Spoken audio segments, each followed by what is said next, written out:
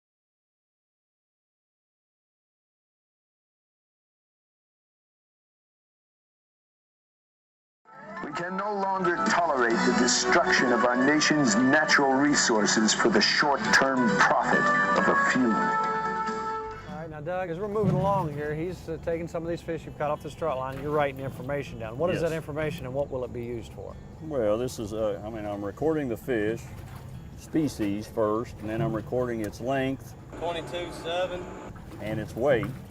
Weight can be helpful in trying to tell the condition of the fish. Length, we'll use those in like length frequency graphs and curves and try to figure out just what that population looks like. We have with us Ohio River biologist Doug Henley. Thanks for coming out with us today, or thanks for letting us go out with you. When I started with fisheries back in the 80s, catfish, rough fish, people loved catching them, right? like they always have done. But I have started to notice over the last, especially the last 15 years or so, people really evaluating the resource and appreciating the catfish a little bit more.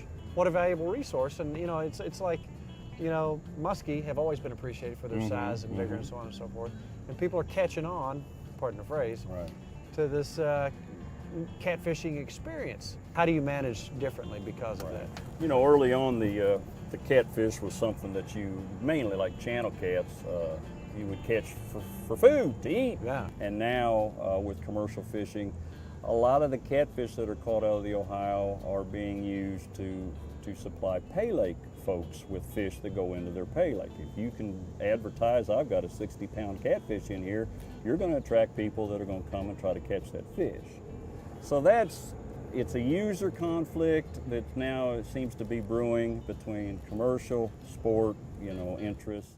And again, that's the reason we're out here today, because people are concerned. So what kind of input do you get, have you been getting, and how has the input on catfish changed over the last 20 years that you've noticed? What are the calls that you get? A brewing controversy now, I mean, we might as well just touch on it just a bit, and that's the commercial fishermen. We have commercial fishing on the Ohio, and that's part of why we're out here. We started looking at catfish in 2005, so I've been looking at it for 5 years. And thank goodness we have a Fish and Wildlife Resources, because you know, any seemingly unending resource, nothing is infinite. I mean, nothing. Years ago, passenger pigeons would black the sky. Oh, yeah. They thought there was that population's gone. Buffalo ran over the plains. We didn't have Fish and Wildlife back then to be out here checking and see what the impact on it is. Well, you can impact populations. Right. It may take you a while, but you can impact those populations. So, and you would think they were never ending, but that's not the case, especially when you start messing with their reproduction. Right. You can knock them out in a hurry.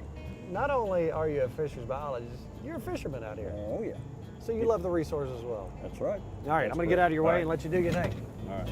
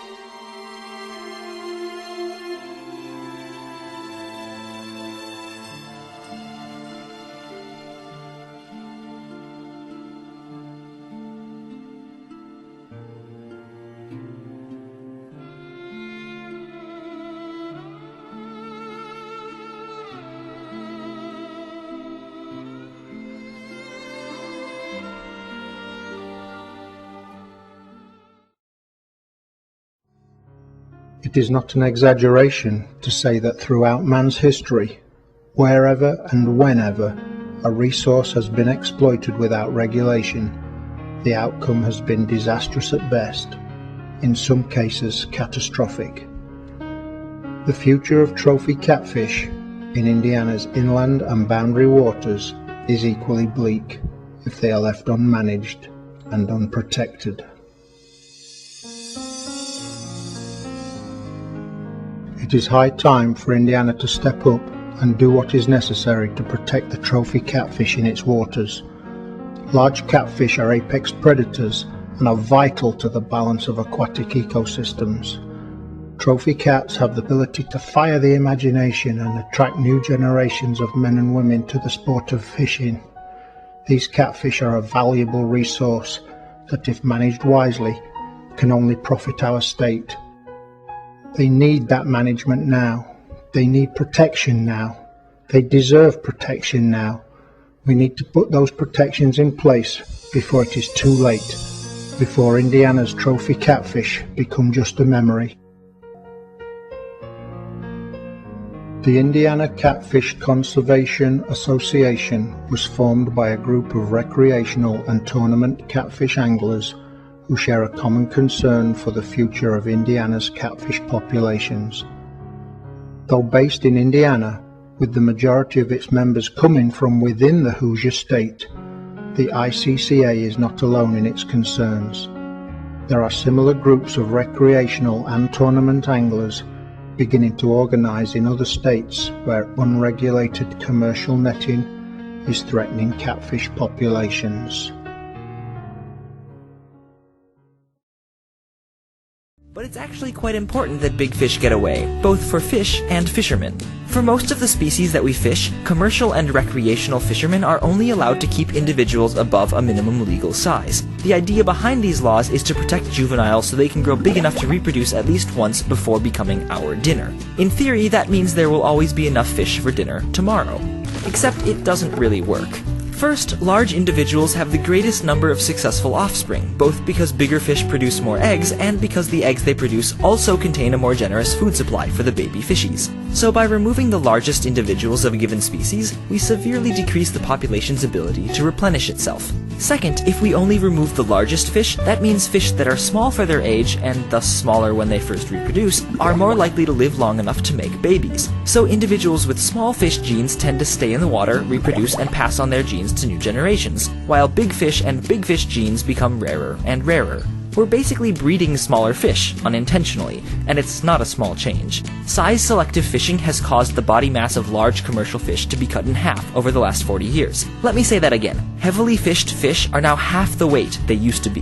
6-year-old haddock, for example, weigh 40% of what they did in 1970. Imagine if full-grown men weighed 65 pounds. Clearly, size-selective fishing means fewer and smaller fish in the water, which suggests it's not the best way to keep our fish supply stocked for future human generations. And in fact, there's a new idea called balanced harvesting ready to save the day. Instead of reeling in all the largest individuals, fishermen would catch a smaller number of fish across a wider range of sizes, keeping the numbers and sizes of fish, well, balanced. However, old habits die hard, and the use of size limits is deeply ingrained in our collective fisheries management DNA. But sooner rather than later, we'll have to accept that it's good to let some of the big ones get away.